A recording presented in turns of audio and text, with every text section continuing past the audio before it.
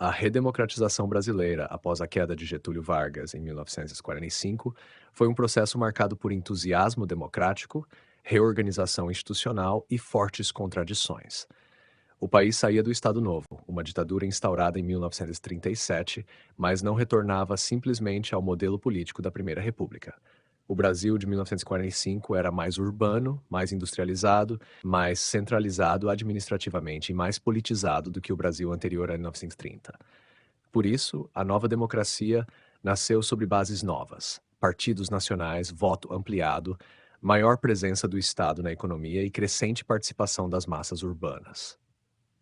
O fim do Estado Novo foi provocado por uma contradição central. Durante a Segunda Guerra Mundial, o Brasil havia lutado ao lado dos aliados contra regimes fascistas e autoritários, mas internamente vivia sob uma ditadura. Essa contradição tornou-se cada vez mais difícil de sustentar. Setores liberais, militares, estudantes, jornalistas e políticos passaram a exigir eleições, liberdade de imprensa, anistia e uma nova Constituição.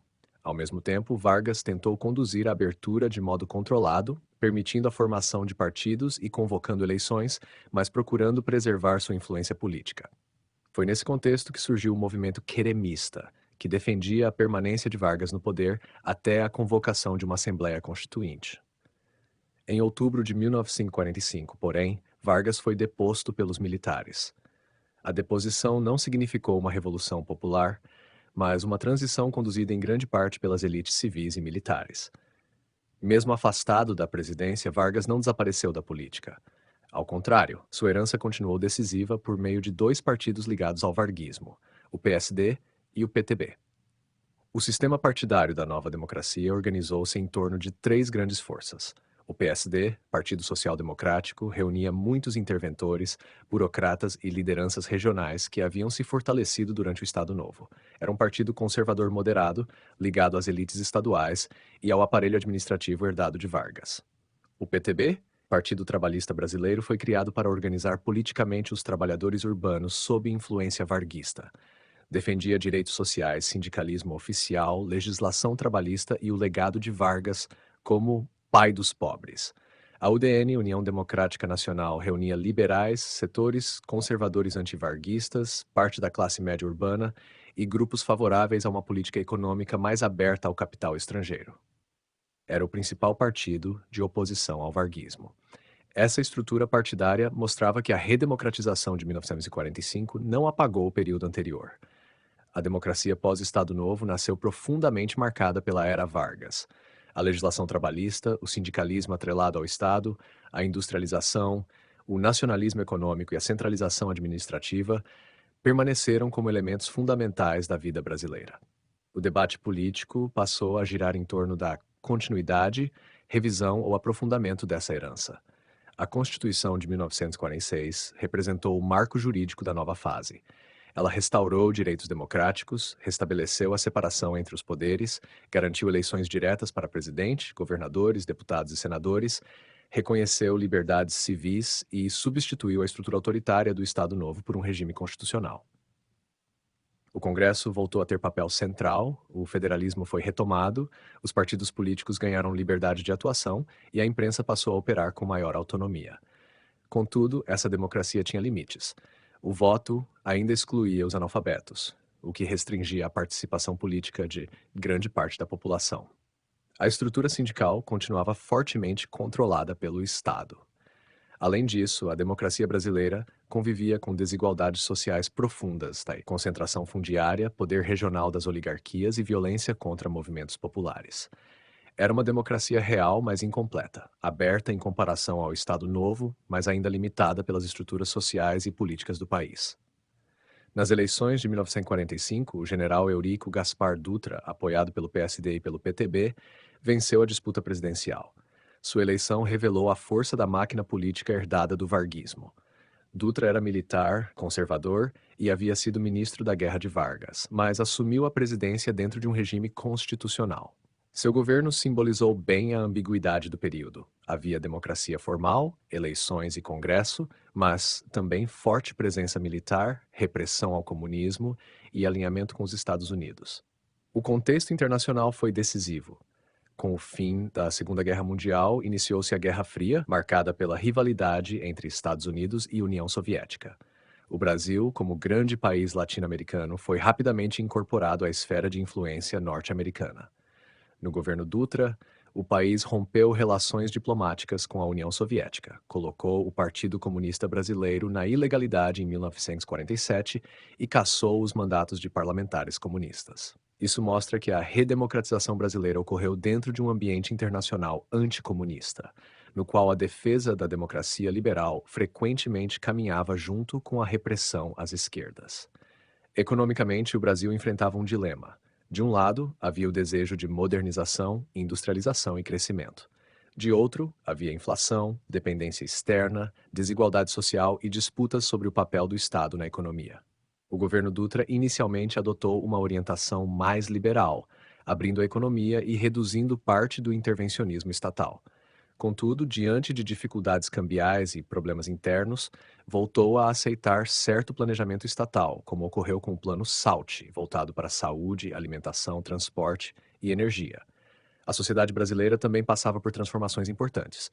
A urbanização avançava, a indústria ganhava peso, o operariado urbano crescia e as classes médias se expandiam. A política deixava de ser apenas assunto de elites agrárias e passava a envolver sindicatos, partidos de massa, imprensa, rádio, associações estudantis e movimentos sociais. A presença das massas urbanas na política era uma das grandes novidades do período. Essa participação, porém, era vista com desconfiança por setores conservadores que associavam mobilização popular ao risco de radicalização social. Portanto, a redemocratização brasileira pós-Getúlio foi um processo complexo. Ela restaurou instituições democráticas e abriu espaço para eleições, partidos e debate público. Ao mesmo tempo, manteve muitas estruturas herdadas do Estado Novo, especialmente no campo trabalhista e administrativo. Criou um sistema partidário relativamente estável, mas polarizado entre varguismo, antivarguismo, nacionalismo, liberalismo e anticomunismo. Inseriu o Brasil na ordem da Guerra Fria, aproximando dos Estados Unidos e limitando a atuação das esquerdas. Em síntese, a redemocratização de 1945 inaugurou uma experiência democrática importante, que duraria até o golpe de 1964. Foi um período de avanço institucional, participação política crescente e modernização econômica, mas também de instabilidade, exclusões sociais e tensões ideológicas. A democracia de 1946 nasceu com vigor, mas carregava fragilidades profundas: a desigualdade, o medo das reformas sociais, a tutela militar, o anticomunismo e a dificuldade de integrar plenamente as massas populares ao sistema político. Essas contradições seriam decisivas para compreender tanto a riqueza política do período quanto sua ruptura em 1964.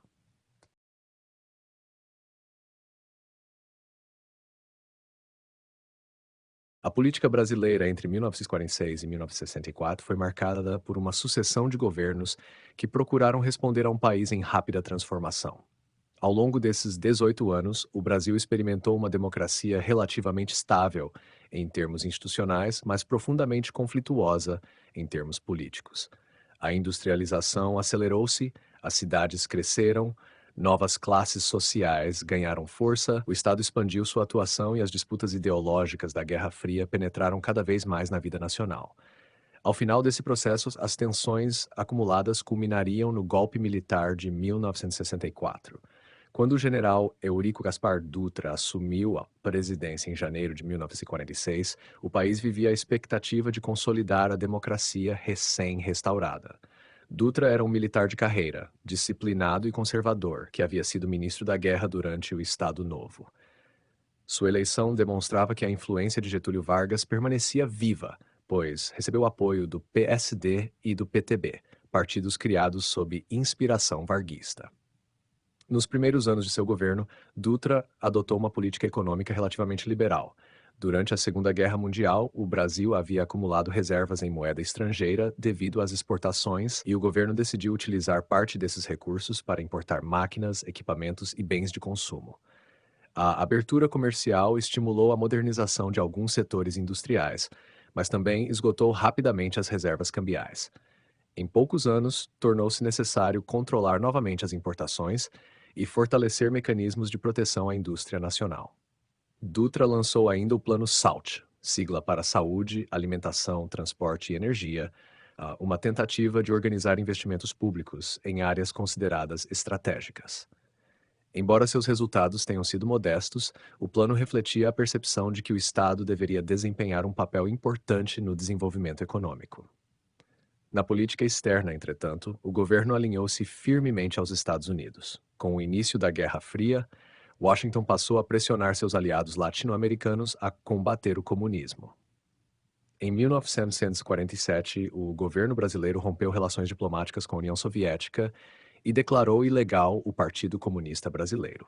Os parlamentares comunistas perderam seus mandatos e diversos sindicatos sofreram intervenções. Essa postura marcou profundamente a vida política brasileira nas décadas seguintes. Ao término do mandato de Dutra, a figura de Getúlio Vargas permanecia extremamente popular. Nas eleições de 1950, ele voltou ao poder, desta vez eleito diretamente pelo voto popular. Era um retorno carregado de simbolismo. O antigo ditador agora governaria como presidente constitucional, tentando conciliar democracia, nacionalismo econômico e ampliação das políticas sociais. O segundo governo de Getúlio Vargas foi profundamente diferente do Estado Novo. Vargas precisava negociar constantemente com um Congresso forte, uma imprensa livre e uma oposição organizada liderada principalmente pela UDN. O centro de seu projeto era fortalecer o desenvolvimento nacional por meio da atuação do Estado. Defendia que setores estratégicos da economia deveriam permanecer sob controle brasileiro, reduzindo a dependência do capital estrangeiro. Nesse contexto, surgiu uma de suas iniciativas mais importantes, a criação da Petróleo Brasileiro S.A., Petrobras, em 1953. A campanha O Petróleo é Nosso havia mobilizado militares nacionalistas, estudantes, intelectuais e diversos setores da sociedade. A Petrobras tornou-se símbolo do nacionalismo econômico brasileiro e da ideia de que o Estado deveria liderar o processo de industrialização. Vargas também fortaleceu sua relação com os trabalhadores urbanos. Em 1954, autorizou um aumento expressivo do salário mínimo, decisão defendida por seu ministro do Trabalho, João Goulart.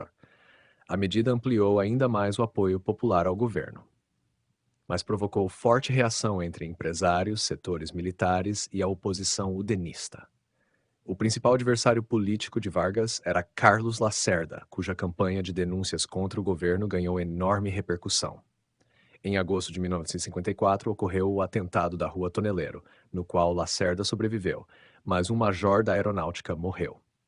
As investigações apontaram o envolvimento de membros da guarda pessoal do presidente, desencadeando uma grave crise política. Pressionado pelos militares a renunciar, Vargas escolheu outro caminho.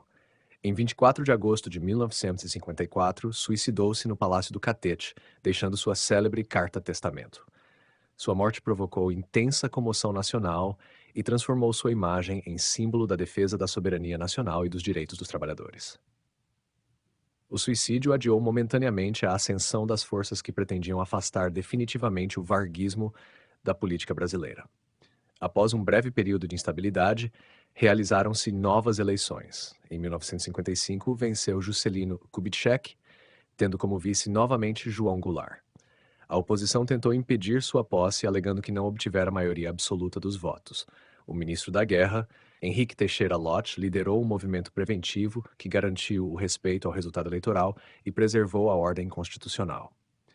O governo Juscelino Kubitschek ficou associado ao otimismo desenvolvimentista. Seu lema 50 anos em 5 sintetizava a ambição de acelerar o crescimento econômico. Seu principal instrumento foi o Plano de Metas, composto por investimentos em energia, transporte, alimentação, educação e, sobretudo, indústria de base. Durante seu governo, instalaram-se numerosas montadoras automobilísticas, expandiu-se a produção de energia elétrica, construíram-se grandes rodovias e ampliou-se significativamente a capacidade industrial brasileira. A economia cresceu rapidamente, consolidando o processo de industrialização iniciado nas décadas anteriores. A obra mais emblemática do período foi a construção de Brasília. Idealizada como nova capital federal, representava não apenas uma mudança administrativa, mas um projeto de integração territorial e modernização nacional. Projetada por Lúcio Costa e com edifícios desenhados por Oscar Niemeyer, Brasília tornou-se símbolo da confiança brasileira no futuro. O desenvolvimento, entretanto, teve custos elevados. O Estado contraiu grandes empréstimos, a dívida pública cresceu, a inflação aumentou e o país tornou-se mais dependente de financiamento externo. Apesar disso, muitos historiadores consideram o governo JK um dos períodos de maior crescimento econômico da história brasileira. Em 1960, foi eleito Jânio Quadros, Toquias. Sua campanha explorou fortemente o combate à corrupção e apresentou-o como um político independente das grandes máquinas partidárias. A imagem da vassoura, prometendo varrer a corrupção, tornou-se um dos símbolos da eleição. Seu governo, porém, revelou-se imprevisível. Internamente, adotou medidas moralizadoras frequentemente vistas como excêntricas, enquanto na política externa lançou a chamada política externa independente. Procurava ampliar as relações internacionais do Brasil sem submissão automática aos Estados Unidos, aproximando-se de países socialistas e do terceiro mundo. A condecoração concedida a Ernesto Che Guevara provocou forte reação dos setores conservadores. Após apenas 7 meses de governo, Jânio surpreendeu o país ao renunciar em agosto de 1961. Até hoje, os historiadores debatem suas motivações. Muitos acreditam que esperava retornar ao poder fortalecido por uma mobilização popular que nunca ocorreu. O cálculo fracassou. Seu vice-presidente, João Goulart, encontrava-se em missão oficial na Ásia quando ocorreu a renúncia. Setores militares recusavam sua posse por considerá-lo excessivamente próximo da esquerda e dos sindicatos. O país mergulhou numa grave crise institucional. A solução encontrada foi um compromisso político, a adoção temporária do parlamentarismo. Uma emenda constitucional reduziu os poderes presidenciais, permitindo que João Goulart assumisse a presidência, enquanto um primeiro-ministro exercia boa parte do governo.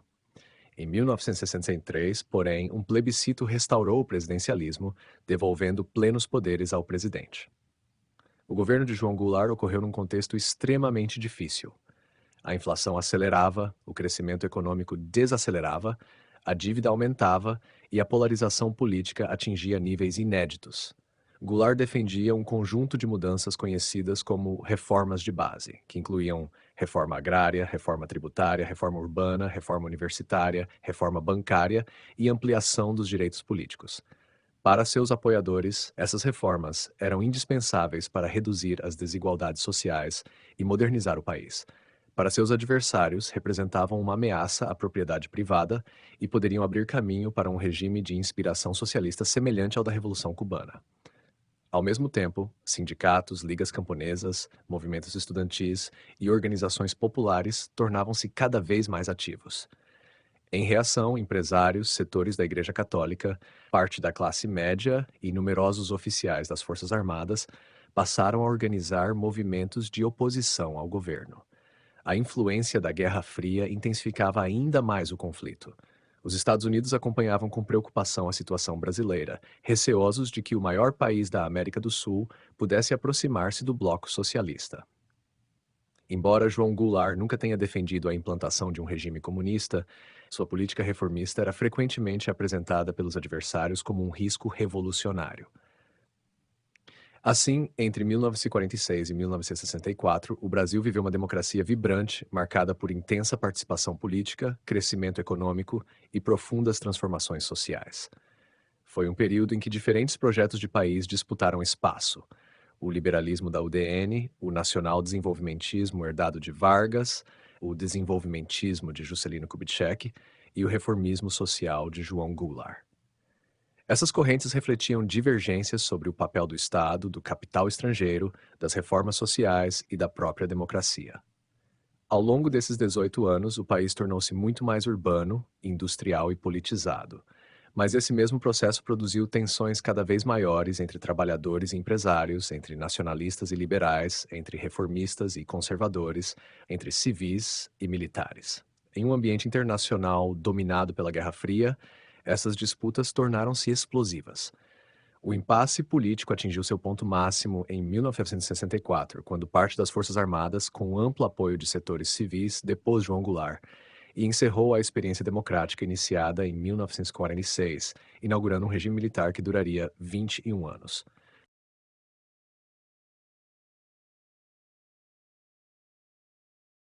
A ruptura da ordem democrática brasileira em 1964 não foi resultado de um único acontecimento, nem pode ser explicada apenas pela atuação de um grupo específico.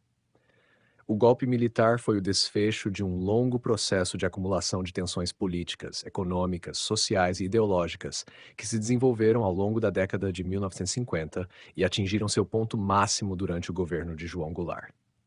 Ao mesmo tempo, esse processo ocorreu em um cenário internacional profundamente marcado pela Guerra Fria, no qual praticamente todos os conflitos políticos internos passaram a ser interpretados como parte da disputa global entre capitalismo e comunismo. Para compreender o golpe de 1964, é necessário começar observando as profundas transformações pelas quais o Brasil passava desde os anos 1930. Em poucas décadas, o país havia deixado de ser predominantemente agrário para tornar-se crescentemente urbano e industrial. Milhões de pessoas migravam do campo para as cidades, novas fábricas surgiam, o operariado urbano crescia, as universidades se expandiam e uma classe média cada vez mais numerosa participava da vida política. Essas mudanças produziram novas demandas sociais. Trabalhadores urbanos reivindicavam salários maiores e melhores condições de trabalho. Camponeses organizavam-se para pedir acesso à terra. Estudantes exigiam reformas educacionais. Intelectuais discutiam projetos de desenvolvimento nacional. Ao mesmo tempo, empresários industriais desejavam maior proteção estatal, enquanto grandes proprietários rurais resistiam a qualquer alteração na estrutura fundiária. Em outras palavras, a sociedade brasileira tornava-se muito mais complexa do que havia sido durante a Primeira República. O sistema político precisava responder a interesses cada vez mais numerosos e frequentemente incompatíveis. Durante os governos de Juscelino Kubitschek e de Jânio Quadros, a economia brasileira cresceu rapidamente, mas também acumulou problemas importantes. O intenso processo de industrialização aumentou o endividamento externo e estimulou a inflação. Quando João Goulart assumiu a presidência, em 1961, o país enfrentava crescimento econômico desacelerado, perda do poder de compra dos salários, aumento dos conflitos trabalhistas e crescente instabilidade política. Goulart acreditava que o Brasil precisava realizar profundas reformas estruturais. Seu programa ficou conhecido como reformas de base. Entre elas estavam a reforma agrária, que previa desapropriações de grandes propriedades improdutivas, a reforma tributária, a reforma universitária, a reforma bancária, a reforma eleitoral, que pretendia ampliar a participação política, e outras medidas destinadas a reduzir desigualdades sociais e estimular o desenvolvimento. Para seus apoiadores, essas reformas eram uma tentativa de modernizar o capitalismo brasileiro e ampliar a justiça social. Para seus adversários, entretanto, representavam o primeiro passo para uma revolução semelhante à ocorrida em Cuba em 1959. Esse temor só pode ser compreendido dentro do contexto da Guerra Fria. Após a vitória da Revolução Cubana, os Estados Unidos passaram a enxergar a América Latina como uma região estratégica. O governo norte-americano temia que outros países seguissem o exemplo cubano e se aproximassem da União Soviética. Nesse ambiente, praticamente qualquer proposta de reforma social passou a ser interpretada por muitos setores conservadores como uma ameaça comunista. Isso não significa que João Goulart fosse comunista. Na realidade, a maior parte dos historiadores considera que ele defendia reformas dentro da ordem constitucional e mantinha uma posição nacionalista e trabalhista, não um projeto de implantação de uma ditadura socialista. Ainda assim, sua aproximação com sindicatos, movimentos populares e organizações de esquerda alimentava os receios de seus opositores. As Forças Armadas constituíram um dos principais protagonistas da crise.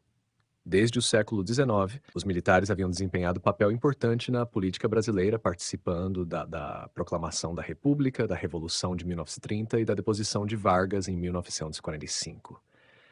Muitos oficiais entendiam que possuíam uma missão de tutela sobre o Estado, intervindo quando julgavam que a ordem nacional estava ameaçada. No início dos anos 1960, parte significativa do oficialato passou a considerar que João Goulart havia perdido o controle da situação política.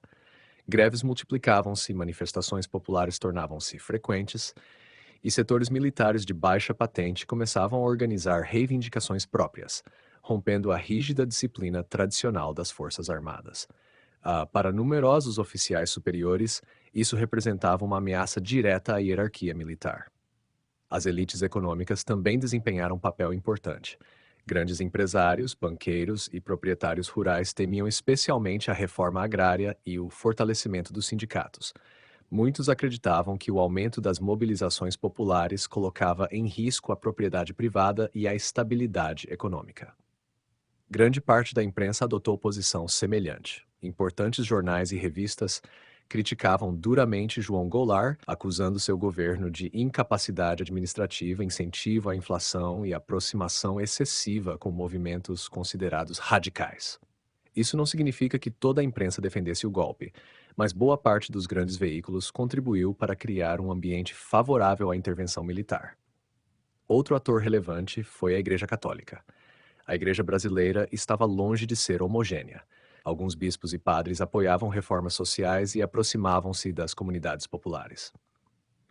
Outros, entretanto, viam com enorme preocupação o crescimento da influência comunista e participaram ativamente da oposição ao governo. Essa mobilização tornou-se particularmente visível nas chamadas Marchas da Família com Deus pela Liberdade, realizadas em diversas cidades brasileiras durante março de 1964. Milhares de pessoas participaram dessas manifestações, que reuniam setores da classe média, empresários, grupos católicos e organizações conservadoras. Os participantes afirmavam defender a democracia, a família, a religião e a propriedade privada contra aquilo que consideravam uma ameaça revolucionária. Enquanto isso, João Goulart aproximava-se cada vez mais dos movimentos populares. O momento mais simbólico ocorreu no comício da Central do Brasil, realizado no Rio de Janeiro em 13 de março de 1964. Diante de uma enorme multidão, o presidente reafirmou seu compromisso com as reformas de base e assinou decretos relacionados à desapropriação de terras próximas a rodovias e ferrovias federais. Para seus apoiadores, o comício representava a reafirmação da democracia e das reformas sociais. Para seus adversários, parecia confirmar que o governo pretendia governar apoiando-se diretamente na mobilização das massas, contornando o Congresso Nacional. Poucos dias depois ocorreu a Revolta dos Marinheiros, episódio em que marinheiros de baixa patente desafiaram a disciplina militar. A decisão de João Goulart de conceder anistia aos envolvidos foi interpretada por muitos oficiais superiores como um ataque à hierarquia das Forças Armadas. Esse episódio acelerou decisivamente a conspiração militar. Na madrugada de 31 de março de 1964, tropas comandadas pelo general Olímpio Mourão Filho deslocaram-se de Minas Gerais em direção ao Rio de Janeiro. Diversos comandantes militares aderiram rapidamente ao movimento. João Goulart decidiu não organizar resistência armada. Deslocou-se inicialmente para Brasília, depois para Porto Alegre e finalmente exilou-se no Uruguai. A ausência de combate em grande escala contribuiu para que o golpe fosse relativamente rápido. Em poucos dias, o governo constitucional havia sido derrubado. Qual foi, então, o papel dos Estados Unidos? Hoje existe ampla documentação demonstrando que o governo norte-americano acompanhava atentamente a crise brasileira. A administração de Lyndon B. Johnson apoiava politicamente os grupos favoráveis à deposição de Goulart. Os Estados Unidos prepararam inclusive a chamada Operação Brother Sun, que previa envio de combustível, armamentos e apoio logístico caso surgisse resistência significativa ao golpe. Como a queda do governo ocorreu rapidamente, essa operação nunca precisou ser executada em larga escala. A documentação disponível indica que os Estados Unidos apoiaram a derrubada de Goulart, mas não foram os únicos responsáveis por ela. O golpe foi organizado principalmente por atores brasileiros, embora inseridos num ambiente internacional claramente favorável à contenção do comunismo. A interpretação desse episódio continua sendo objeto de intenso debate historiográfico. Uma primeira corrente, bastante influente nas décadas de 1970 e 1980, enfatiza o caráter de luta de classes. Inspirados em interpretações marxistas, diversos historiadores argumentam que o golpe representou uma reação das elites econômicas diante da possibilidade de reformas que poderiam reduzir seus privilégios. Outra corrente destaca sobretudo a dinâmica da Guerra Fria. Nessa perspectiva, o medo da expansão comunista, reforçado pela Revolução Cubana e pela política externa norte-americana, teria radicalizado tanto conservadores quanto setores da esquerda. Uma terceira interpretação enfatiza a crise institucional. Segundo esses autores, o sistema político criado pela Constituição de 1946 tornou-se incapaz de administrar conflitos crescentes entre executivo, Congresso, partidos, sindicatos, militares e movimentos sociais. O golpe seria resultado do colapso desse arranjo institucional. Há ainda interpretações mais recentes que procuram combinar esses fatores. Para muitos historiadores contemporâneos, como Carlos Fico, Jorge Ferreira e Rodrigo Pato Samota, o golpe de 1964 deve ser entendido como resultado da interação entre crise econômica, polarização política, mobilização social, atuação das Forças Armadas, apoio de importantes setores civis e contexto internacional da Guerra Fria. Nenhum desses fatores, isoladamente, explica o ocorrido. Assim, o golpe de 1964 não foi inevitável, mas tornou-se possível porque diferentes grupos passaram a acreditar que seus objetivos não poderiam mais ser alcançados pelas regras da democracia constitucional. Para parte da sociedade, as reformas propostas por João Goulart eram necessárias para modernizar o país. Para outra parte, essas mesmas reformas representavam uma ameaça à ordem social e política. Quando o diálogo entre esses projetos se rompeu, prevaleceu a solução militar.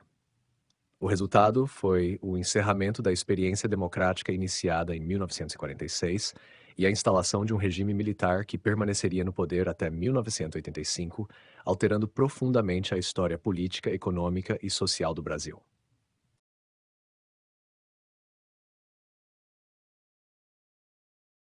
A ditadura militar brasileira instaurada em 1964 não foi um período homogêneo. Ao longo de seus 21 anos de existência, o regime passou por fases bastante distintas. Houve momentos de relativa moderação institucional, períodos de intensa repressão política, anos de extraordinário crescimento econômico, fases de grave crise financeira e, finalmente, uma lenta abertura que conduziu à redemocratização. Compreender esse período exige analisá-lo como um processo histórico em constante transformação, no qual coexistiram desenvolvimento econômico, autoritarismo político, modernização do Estado, censura, repressão e profundas mudanças sociais. Quando os militares depuseram o presidente João Goulart em março de 1964, muitos de seus líderes afirmavam que a intervenção seria temporária. O discurso oficial sustentava que seria necessário apenas restaurar a ordem política, eliminar a ameaça comunista e reorganizar as instituições antes de devolver o poder aos civis. Poucos imaginavam que aquele governo militar permaneceria por mais de 2 décadas.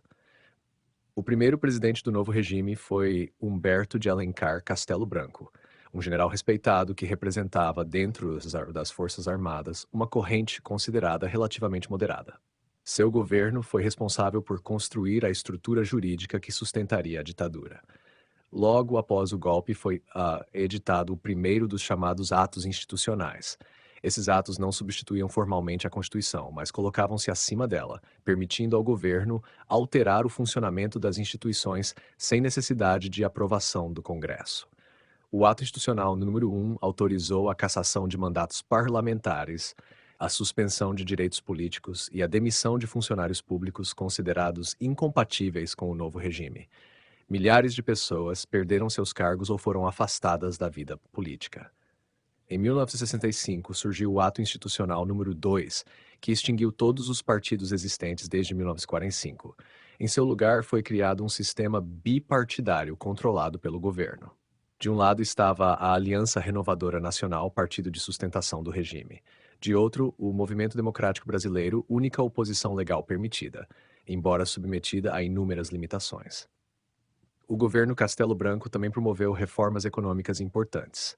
A inflação, que havia atingido níveis elevados durante o governo João Goulart, foi parcialmente controlada mediante contenção salarial, reforma financeira e reorganização do sistema bancário. Foram criados o Banco Central do Brasil e o Conselho Monetário Nacional, instituições fundamentais para a política econômica brasileira até os dias atuais. Em 1967, assumiu a presidência o Marechal Arthur da Costa e Silva. Seu governo coincidiu com um período de crescente radicalização política. A oposição estudantil organizava grandes manifestações, trabalhadores promoviam greves e setores da esquerda começavam a defender a luta armada como forma de enfrentar a ditadura. O ano de 1968 marcou uma ruptura decisiva. Em diversas partes do mundo ocorreram grandes mobilizações sociais, como o Maio de 1968 na França, protestos contra a Guerra do Vietnã nos Estados Unidos e movimentos estudantis em vários países. No Brasil, estudantes organizaram passeatas gigantescas, entre elas a famosa Passeata dos 100 mil, no Rio de Janeiro. Ao mesmo tempo, a oposição parlamentar tornava-se mais crítica. O discurso do deputado Márcio Moreira Alves, conclamando a população a boicotar comemorações militares, foi utilizado pelo governo como justificativa para endurecer o regime. Em dezembro de 1968, foi decretado o Ato Institucional número 5, considerado o marco mais autoritário da ditadura. O AI-5 concedia poderes praticamente ilimitados ao presidente da República. O Congresso Nacional podia ser fechado, mandatos parlamentares poderiam ser cassados, direitos políticos poderiam ser suspensos. O habeas corpus deixou de existir para diversos crimes políticos. A censura tornou-se permanente. Governadores, prefeitos, professores universitários, juízes e funcionários públicos podiam ser afastados por decisão administrativa. Para muitos historiadores, o AI-5 marcou o início dos chamados Anos de Chumbo, período de maior repressão política do regime. Em 1969, após Costa e Silva sofrer um grave problema de saúde, uma junta militar assumiu temporariamente o poder até a escolha do novo presidente, o general Emílio Garrastazu Médici.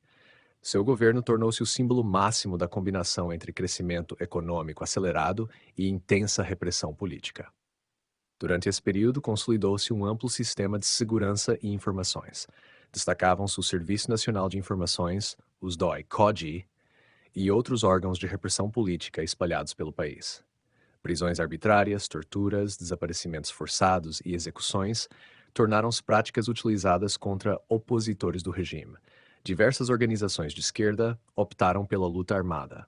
Entre elas estavam a Ação Libertadora Nacional, liderada por Carlos Marighella, o Movimento Revolucionário 8 de Outubro, a Vanguarda Popular Revolucionária e o Partido Comunista do Brasil, responsável pela Guerrilha do Araguaia. Esses grupos realizaram assaltos a bancos, sequestros de diplomatas estrangeiros e ações contra instalações militares. Embora tenham produzido forte impacto político, nunca representaram ameaça militar capaz de derrubar o governo. Ainda assim, sua existência foi utilizada pelo regime para justificar a ampliação da repressão. Hoje existe amplo consenso entre historiadores de que a tortura foi empregada de forma sistemática pelos órgãos de segurança durante esse período. Investigações realizadas após a redemocratização, especialmente pela Comissão Nacional da Verdade, documentaram centenas de casos de mortes, desaparecimentos e graves violações de direitos humanos. Paralelamente à repressão, a economia brasileira experimentava extraordinário crescimento. Entre aproximadamente 1968 e 1973, ocorreu o chamado Milagre Econômico Brasileiro. O produto interno bruto crescia frequentemente acima de 10% ao ano. Grandes obras de infraestrutura foram iniciadas, como a rodovia Transamazônica, a usina hidrelétrica de Itaipu, projeto iniciado nesse período, e a Ponte Rio-Niterói. Expandiram-se a indústria pesada, a siderurgia, a petroquímica e a produção de bens duráveis. Esse crescimento foi impulsionado por abundante crédito internacional, investimentos públicos, expansão industrial e relativa estabilidade monetária. Entretanto, seus benefícios distribuíram-se de forma desigual. A concentração de renda aumentou significativamente. Os salários permaneceram fortemente controlados pelo governo, enquanto empresários e setores industriais acumulavam elevados lucros. Surgiu a expressão segundo a qual o país crescia, mas não distribuía. Em 1964, assumiu a presidência o general Ernesto Geisel. Seu governo marcou o início da chamada abertura lenta, gradual e segura. Geisel compreendia que o regime militar não poderia permanecer indefinidamente. Pretendia conduzir uma transição controlada, preservando a autoridade das Forças Armadas. Ao mesmo tempo, enfrentava dificuldades importantes. Em 1973, ocorreu a primeira crise internacional do petróleo, provocando forte aumento dos custos das importações brasileiras. Como o país dependia fortemente de petróleo estrangeiro, a dívida externa cresceu rapidamente. Mesmo diante da crise, Geisel manteve grandes investimentos estatais em energia, mineração, telecomunicações e indústria pesada, procurando reduzir a dependência externa. Politicamente, porém, sua abertura encontrou resistência dentro do próprio regime. Existiam setores militares conhecidos como linha dura, contrários a qualquer flexibilização. Nesse contexto, ocorreram episódios emblemáticos, como o assassinato do jornalista Vladimir Herzog em 1975, sob custódia do DOI-CODE de São Paulo. A versão oficial de suicídio foi amplamente contestada e provocou enorme desgaste ao governo. Outro episódio semelhante envolveu o operário Manuel Fiel Filho, morto em circunstâncias parecidas poucos meses depois. Esses acontecimentos fortaleceram a oposição ao regime e demonstraram os conflitos existentes entre o projeto de abertura de Geisel e os setores mais radicais das Forças Armadas. Em 1979, tomou posse o general João Baptista Figueiredo. Seu governo aprofundou o processo de abertura política. Ainda em 1979 foi aprovada a Lei da Anistia, permitindo o retorno de numerosos exilados políticos e libertando diversos presos condenados por crimes políticos. A anistia, entretanto, foi ampla. Beneficiou também agentes do Estado acusados de tortura e outras violações de direitos humanos. Até hoje, esse aspecto permanece objeto de intenso debate jurídico e historiográfico. No mesmo ano, extinguiu-se o bipartidarismo. Novos partidos começaram a surgir, reorganizando completamente o cenário político brasileiro. Enquanto a abertura avançava, a economia deteriorava-se rapidamente. A segunda crise do petróleo, o aumento dos juros internacionais e o enorme endividamento externo provocaram inflação elevada, recessão econômica e crescimento do desemprego. No final dos anos 1970, surgiu também um novo movimento sindical no ABC paulista, liderado por figuras como Luiz Inácio Lula da Silva. Grandes greves industriais demonstravam que o controle estatal sobre os trabalhadores começava a enfraquecer. A sociedade brasileira havia mudado profundamente durante a ditadura. A urbanização acelerara, a população praticamente dobrara, a televisão tornara-se o principal meio de comunicação de massa, novas universidades haviam sido criadas, expandiram-se a indústria e o setor de serviços. E novos movimentos sociais, feministas, ambientalistas, negros, indígenas e de direitos humanos passaram a ocupar espaço crescente na esfera pública. No campo cultural, a censura marcou profundamente a produção artística. Livros, filmes, peças de teatro, músicas, jornais e programas de televisão eram frequentemente submetidos à aprovação prévia dos censores. Muitos artistas foram presos, exilados ou proibidos de trabalhar. Ainda assim, a cultura brasileira produziu algumas de suas obras mais importantes justamente nesse período. A música popular desenvolveu formas sofisticadas de crítica indireta ao regime. Dramaturgos recorreram a metáforas para contornar a censura. O cinema, a literatura e o teatro exploraram simbolismos que permitiam denunciar o autoritarismo sem enfrentá-lo diretamente. Na política externa, os governos militares passaram por mudanças importantes. Nos primeiros anos, predominou forte alinhamento aos Estados Unidos. Durante o governo Geisel, entretanto, consolidou-se o chamado pragmatismo responsável, que ampliou relações diplomáticas com países africanos recém-independentes, com a República Popular da China e inclusive com países socialistas, buscando maior autonomia internacional. Ao longo de seus 21 anos, portanto, a ditadura militar produziu um legado profundamente contraditório. De um lado, acelerou a industrialização, expandiu a infraestrutura, fortaleceu empresas estatais, promoveu grandes obras públicas e transformou profundamente a economia brasileira. De outro, suprimiu eleições diretas para presidente, restringiu direitos políticos, censurou a imprensa, perseguiu opositores, institucionalizou a tortura e concentrou renda. Quando a década de 1980 começou, tornava-se evidente que o modelo econômico havia perdido seu dinamismo e que o regime já não possuía legitimidade suficiente para permanecer indefinidamente no poder. A crise econômica, o fortalecimento dos movimentos sociais, a reorganização dos partidos políticos e a crescente mobilização popular prepararam o terreno para a transição democrática, que culminaria na eleição indireta de Tancredo Neves em 1985 e no encerramento formal do ciclo iniciado pelo golpe de 1964.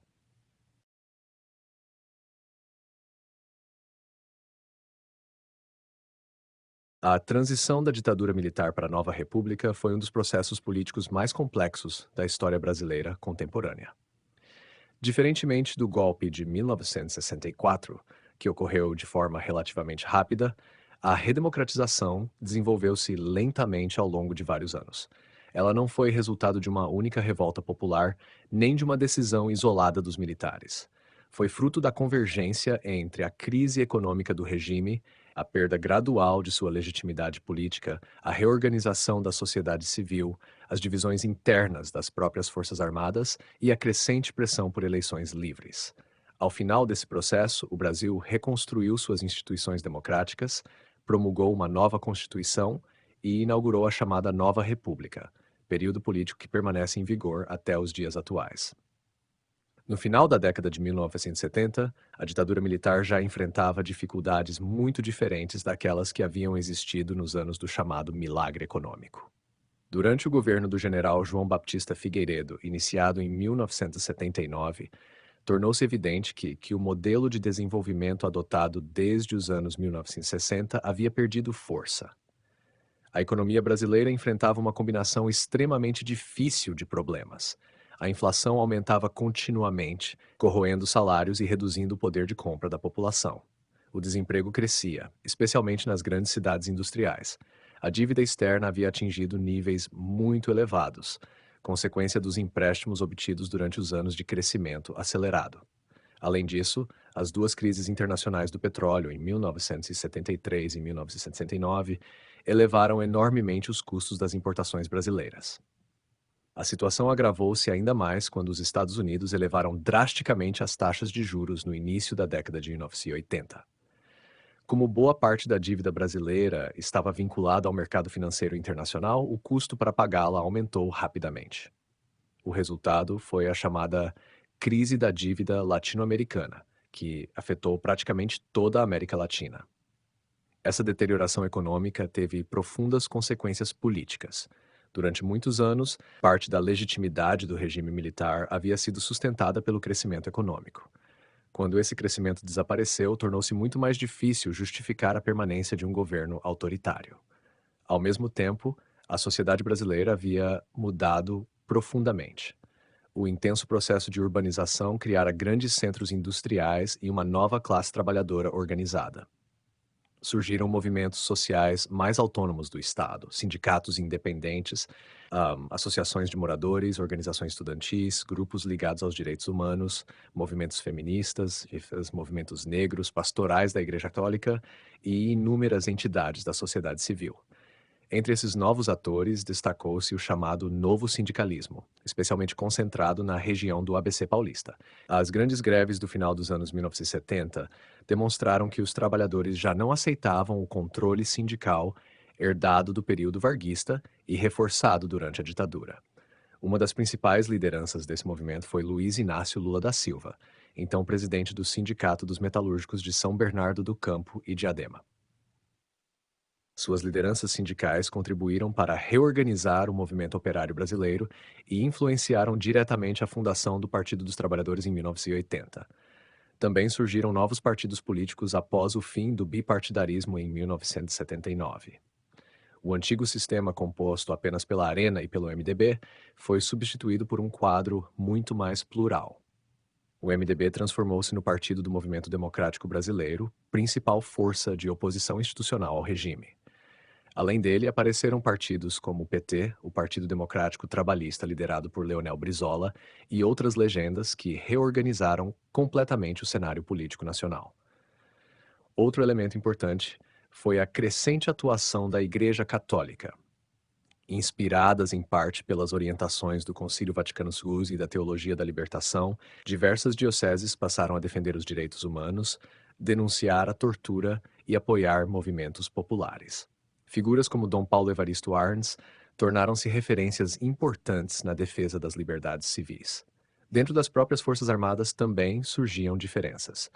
Os setores mais moderados reconheciam que seria impossível manter indefinidamente o regime militar sem elevado custo político. Desde o governo do general Ernesto Geisel, consolidar essa estratégia da abertura lenta, gradual e segura. A intenção era devolver progressivamente o poder aos civis, mas preservando a estabilidade institucional e evitando rupturas bruscas. Essa abertura, entretanto, enfrentava a oposição da chamada linha dura, composta por militares contrários à democratização. Episódios como o atentado do Rio Centro demonstraram a existência desses conflitos internos. Durante um show comemorativo do Dia do Trabalhador, uma bomba explodiu prematuramente dentro do automóvel utilizado por militares envolvidos na operação. As investigações enfraqueceram significativamente os setores radicais que pretendiam impedir a abertura política. No início da década de 1980, a sociedade brasileira passou a concentrar suas expectativas em uma reivindicação específica: o retorno das eleições diretas para presidente da República. Foi nesse contexto que surgiu a campanha das Diretas Já, em 1983 e 1984. Ela rapidamente transformou-se no maior movimento cívico da história brasileira até então. Milhões de pessoas participaram de grandes manifestações em praticamente todas as capitais do país. Trabalhadores, empresários, estudantes, artistas, intelectuais, religiosos e políticos de diferentes correntes ideológicas reuniram-se em torno de uma reivindicação comum: restaurar o direito de a população escolher diretamente o presidente da República. As manifestações ocorreram em cidades como São Paulo, Rio de Janeiro, Belo Horizonte, Curitiba, Porto Alegre, Recife, Salvador, Goiânia e diversas outras.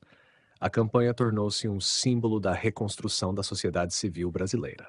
Entre seus principais líderes estavam figuras como Ulisses Guimarães, Tancredo Neves, Franco Montoro, Leonel Brizola, Luiz Inácio Lula da Silva e inúmeros outros representantes da oposição democrática.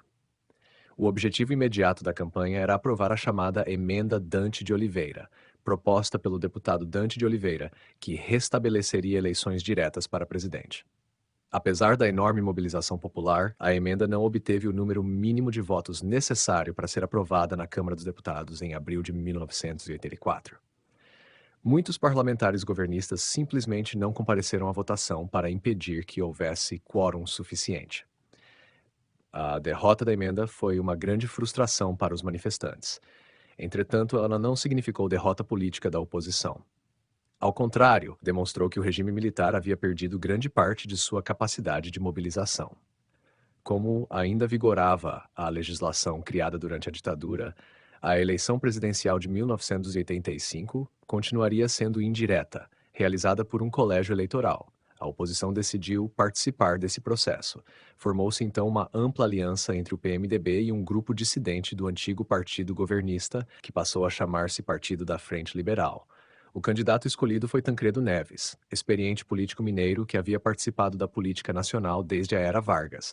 Seu vice foi José Sarney, ex-presidente do partido governista, que aderira recentemente à oposição. Em janeiro de 1985, Tancredo venceu a eleição indireta, derrotando o candidato apoiado pelo governo militar, Paulo Maluf. Sua vitória simbolizou o fim político da ditadura. Entretanto, um acontecimento inesperado alterou profundamente o processo de transição. Na véspera da posse, Tancredo Neves adoeceu gravemente e precisou ser internado. Jamais chegou a assumir a presidência. Após diversas cirurgias, faleceu em 21 de abril de 1985. Diante dessa tragédia, o vice-presidente José Sarney assumiu o governo. A escolha de Sarney possuía forte significado político. Embora tivesse apoiado a ditadura durante muitos anos, sua adesão à oposição nos momentos finais facilitou uma transição negociada, reduzindo o risco de novas crises institucionais. O governo Sarney enfrentou enormes dificuldades econômicas. A inflação aproximava-se de níveis explosivos e sucessivos planos econômicos tentaram estabilizar os preços. Entre eles, destacou-se o Plano Cruzado, que inicialmente gerou grande entusiasmo popular, mas acabou fracassando diante do retorno da inflação. Apesar da crise econômica, o principal legado político do governo Sarney foi a convocação da Assembleia Nacional Constituinte. Instalada em 1987, a Constituinte reuniu parlamentares eleitos especificamente para elaborar uma nova Constituição Democrática. Após intensos debates, foi promulgada em 5 de outubro de 1988 a atual Constituição brasileira. Conhecida como Constituição Cidadã, expressão consagrada por Ulisses Guimarães, ela procurou consolidar definitivamente o retorno da democracia. A Constituição de 1988 ampliou significativamente os direitos fundamentais dos cidadãos. Restabeleceu eleições diretas para todos os cargos do Executivo, fortaleceu a independência entre os poderes, ampliou as garantias individuais, proibiu expressamente a tortura, assegurou liberdade de imprensa, fortaleceu o Ministério Público e criou novos mecanismos de controle constitucional. No campo social, estabeleceu avanços importantes. Reconheceu a saúde como direito universal, criando as bases do Sistema Único de Saúde, ampliou direitos trabalhistas, fortaleceu a Seguridade Social, reconheceu direitos indígenas, ampliou políticas de assistência social e reafirmou a educação como direito de todos. Ao mesmo tempo, preservou princípios fundamentais da economia de mercado, da propriedade privada e do pluralismo político, procurando equilibrar direitos sociais com estabilidade institucional. O processo de redemocratização deixou um legado profundo para o Brasil contemporâneo. No plano político, consolidou eleições periódicas, alternância de poder, multipartidarismo e fortalecimento das instituições democráticas. Desde 1995, apesar de crises políticas importantes, o país preservou a continuidade do regime constitucional, inclusive enfrentando impeachments presidenciais sem ruptura institucional. No plano jurídico, fortaleceu os mecanismos de proteção dos direitos fundamentais e ampliou o papel do Poder Judiciário e do Ministério Público. No plano social, abriu espaço para maior participação da sociedade civil, fortalecimento de movimentos sociais, expansão da imprensa livre e crescimento das organizações não governamentais. No entanto, a transição também apresentou limitações. Ela ocorreu por negociação entre setores do antigo regime e da oposição, e não por ruptura revolucionária. Isso explica em parte porque diversos temas permaneceram objeto de debate nas décadas seguintes. Um dos principais exemplos é a Lei da Anistia de 1979. Sua interpretação permitiu que agentes estatais envolvidos em torturas e outras graves violações de direitos humanos não fossem julgados criminalmente, diferentemente do que ocorreu em alguns outros países da América do Sul, como Argentina e Chile. O Brasil optou por uma transição baseada na conciliação política. Outro desafio foi a persistência de problemas estruturais anteriores à ditadura, como a elevada desigualdade social, a concentração de renda, a violência urbana e as dificuldades de modernização do sistema político. Apesar dessas limitações, a redemocratização brasileira representa um dos momentos decisivos da história nacional. Ela encerrou 21 anos de governo autoritário, restaurou as liberdades públicas, devolveu aos cidadãos o direito de escolher seus governantes e estabeleceu a Constituição de 1988 como fundamento jurídico da nova República. Desde então, todos os conflitos políticos brasileiros passaram a ocorrer dentro da ordem constitucional, fazendo da democracia o princípio organizador da vida política nacional, ainda que continuamente desafiado por crises, polarizações e debates sobre seus rumos.